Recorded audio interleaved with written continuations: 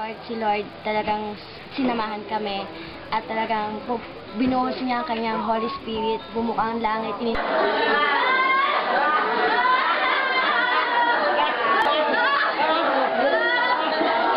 Opo, dito po sa parteng unahan na nagliliwanag po siya tapos... Nakita mo kamay niya? Opo, kaya pero yung mukha po ay... Hindi mo makita.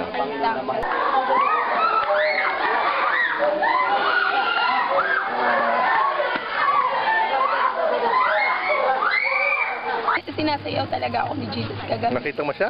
Opo, nakita ko talaga siya kagabi. Noon nga po, nung kitang-kita ko po talaga magkaano kami,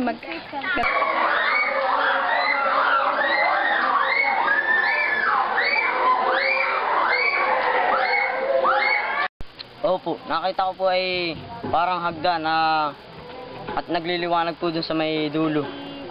Biglang nag-flash na Tapos po, nung nakita ko po yung langit, may hole, may butas siya. Tapos yung kamay talaga ng Lord na malaking-malaki. Sa akin.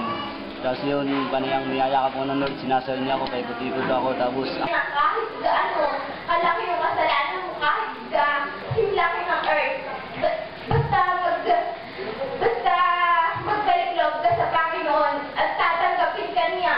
Kung gusto niyo mapuspos yung mga narito, punta kayo dito sa side na ito. Pag napunta po sila, nalipat po sila doon, napupuspos din sila, tapos makikita nila yung nakikita ng mga kabataan doon sa side na yon. Yung pala ang Panginoong Jesus. Grabe po yung ginawa ng Panginoon.